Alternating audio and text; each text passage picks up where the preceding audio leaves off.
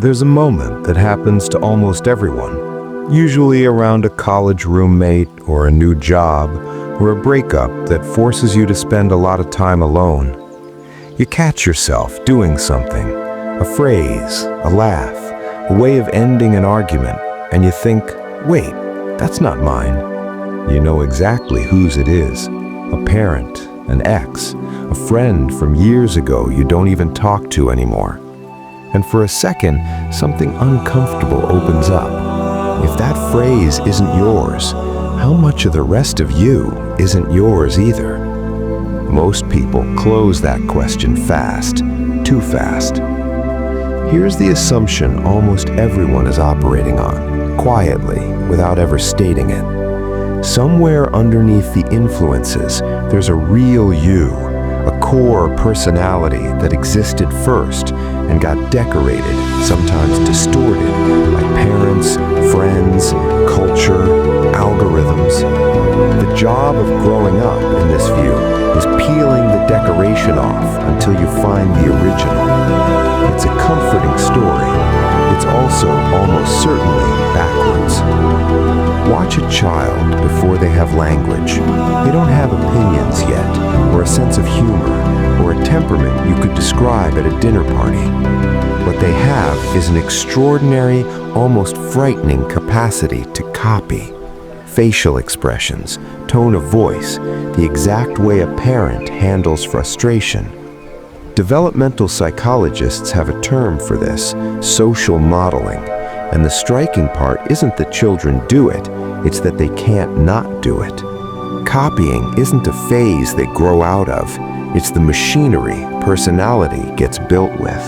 So the real question was never which parts of me are fake and which are real. It's there was never a version of you that wasn't built this way. The building never stops. That's the part that should slow you down. Not that you were influenced as a child, everyone accepts that. It's that the exact same mechanism is running right now, today, on you, an adult who feels finished. Think about the last person you spent a lot of unstructured time with, a new partner, a close coworker, a group chat you check compulsively.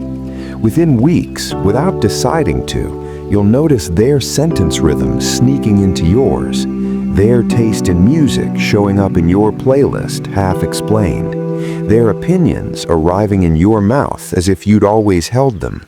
This isn't imitation in the childish sense, the way you'd mimic an accent on purpose. It's involuntary. It happens beneath the level where you'd notice yourself doing it, which is exactly why it feels, afterward, like it was there all along. That's the mechanism, not that you copy people, that the copying is invisible from the inside.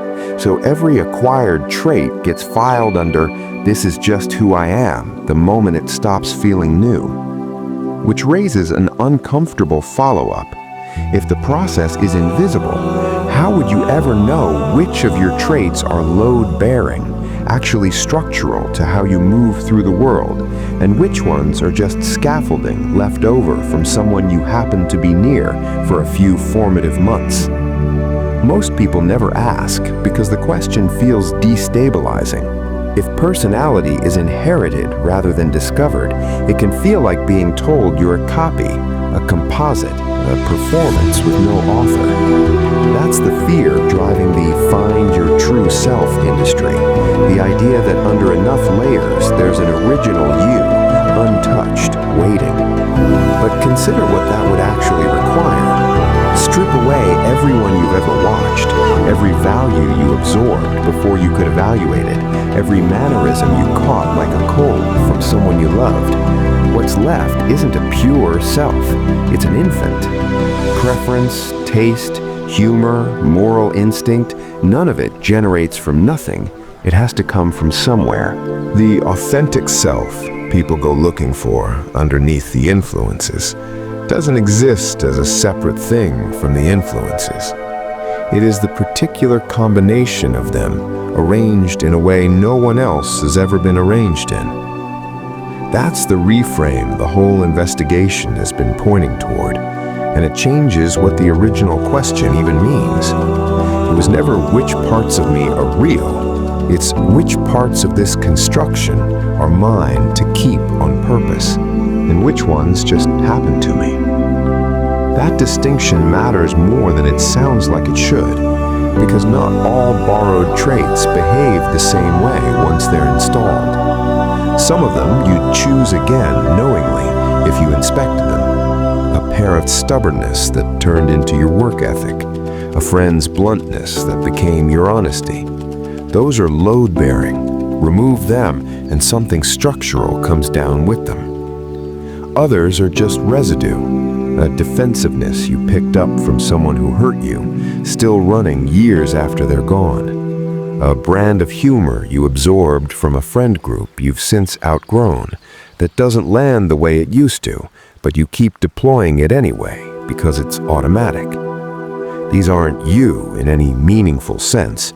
They're inherited code nobody debugged. The unsettling part is that from the inside, both feel identical. Both arrive as just how I am. Nothing about the feeling of a trait tells you whether it's load-bearing or leftover. The only way to find out is to actually go looking. To ask of some specific habit or reaction, where did I get this, and would I choose it again if I noticed I was choosing it? Almost nobody runs that check. Not because they can't, because the traits don't announce themselves as borrowed. They only feel borrowed for a moment, usually by accident, usually around someone who reminds you of the source, before the feeling fades and the trait goes back to feeling like just you. Here's where it stops being a private curiosity and starts being something closer to a quiet, ongoing risk. If you never audit which parts of your personality are load-bearing, you don't stay the same person. You keep absorbing. Whoever you spend the most unstructured attention on, a partner, a feed, a workplace, a parasocial figure you watch for an hour every night, keeps writing new lines into the same invisible code, and you keep filing the results under authentic, because that's the only filing system the mechanism has. Which means the real choice was never influence or no influence. That option was never on the table. The real choice is which influences you're paying enough attention to that they get to keep shaping you. Because attention is the input, and the input never stops flowing, whether or not you're supervising it. Most people supervise almost nothing. They choose their major, their job, sometimes their partner, with real deliberation. Then they let the thousand smaller inputs, who they scroll past, who they sit near, whose opinions they absorb without checking, run completely unmanaged, as if personality were the one part of a life that builds itself. So the ending isn't that you should go find your true self, and it isn't that you should try to stop being influenced. That was never available. It's this. Somewhere in you right now is a trait you picked up from someone you no longer even think about, still running, still passing as just who you are. You'll probably notice it the same way you always do, by accident, mid-sentence, hearing someone else's rhythm come out of your own mouth. The only thing that changes, once you've seen the mechanism, is what happens in that moment. Whether you let the feeling pass, filed back under authentic, the way it always has been, or whether you actually stop and ask whose it was, and whether you'd choose it again.